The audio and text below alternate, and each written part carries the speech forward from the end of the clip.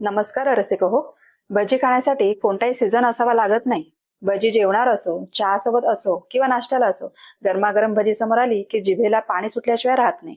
बऱ्याचदा आपण कांदा भजी किंवा बटाटा भजी खातोच, पण आज आपण बनवणार आहोत अतिशय कुरकुरीत आणि जिभेवर विरघळणारी वांग्याची भजी. आतून मऊ, बाहेरून कुरकुरीत आणि मसाल्याच्या चटपटीत चवीने भरलेली ही भजी कशी बनवायची याकरिता व्हिडिओ शेवटपर्यंत बघा. आणि अजूनही चॅनलला सबस्क्राईब केलेलं नसेल तर लगेच सबस्क्राईब करा आणि बेल आयकॉन सुद्धा प्रेस करा, म्हणजे माझा व्हिडिओ तुमच्यापर्यंत सगळ्यात आधी पोहोचेल. चला तर मग सुरुवात करूया आजच्या झटपट रेसिपीला. नमस्कार, मी आनंदी कुणाल पाटील. मी माझ्या करियन राईस या चॅनलमध्ये तुमचं सगळ्यांचं खूप खूप मनापासून स्वागत करते.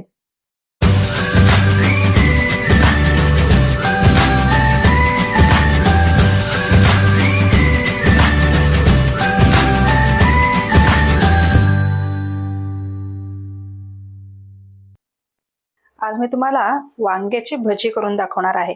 तरी थंडीमध्ये मिळणारी ही वांगी, ह्याचा मी तुम्हाला परिचय, मी आधी एक व्लॉग टाकलेला होता, त्याच्यामध्ये ह्या वांग्याचा परिचय करून दिलेला आहे.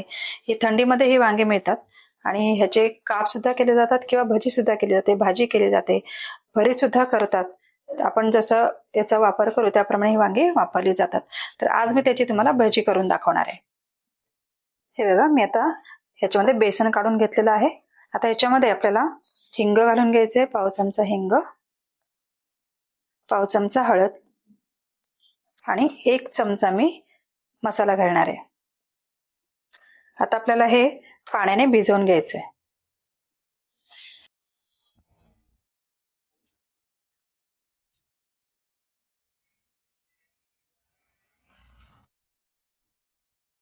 हे बघा, हे बेसन आता भिजून झालेलं आहे.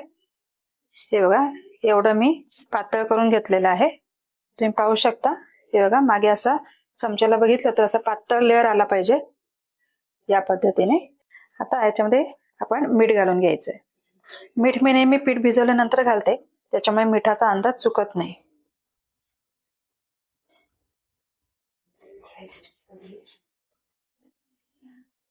आता आपण भजी करायला घेऊया.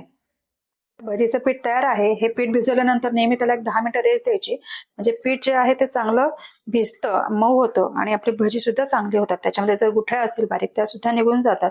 म्हणून नेहमी त्याला 10 मिनिटं भिजवल्यानंतर रेस्ट द्यायची. आता आपण वांग्याचे काप करून घेऊया. चला, आता आपण ही वांगी स्वच्छ धुवून घेतलेली आहेत.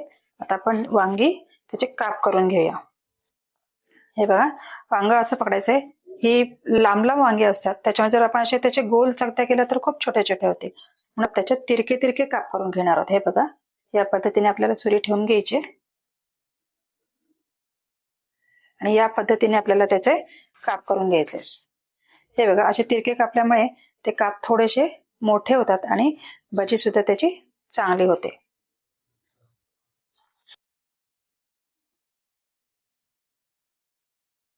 हे बघा, आता आपले हे काप करून झालेले आहेत.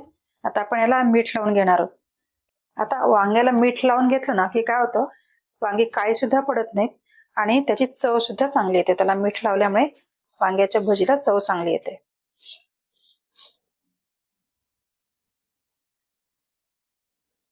मीठ चोळून घेतलंय. आता आपण भजी करायला घेऊया. बघा, मी तेल तापत ठेवलेलं आहे.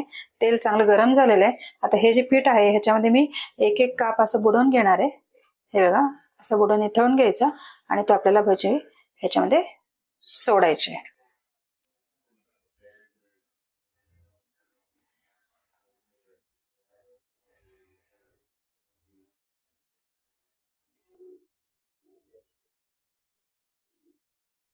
त्या पद्धतीने सगळी भजी सोडून घेऊया. बघा, सगळी भजी सोडून झालेली आहे. आता मी गॅस मोठा करणार आहे. भजी सोडत असताना गॅस बारीक करायचा, म्हणजे भजी करपत नाही. हे बघा, सगळ्या भजींना पलटी मारून घेऊया. हे बघा, आता ही दुसरी बाजू सुद्धा चांगली फ्राय करून घ्यायची. हे बघा, आता ही भजी आपली परफेक्ट तळून झालेली आहे. आपण ती आता काढून घेऊया.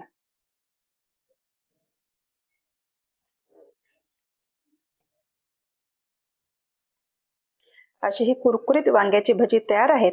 तर तुम्हाला वांग्याची भजी कशी वाटली मला कमेंट करून नक्की सांगा आणि व्हिडिओला लाईक, शेअर आणि सबस्क्राईब करायला विसरू नका.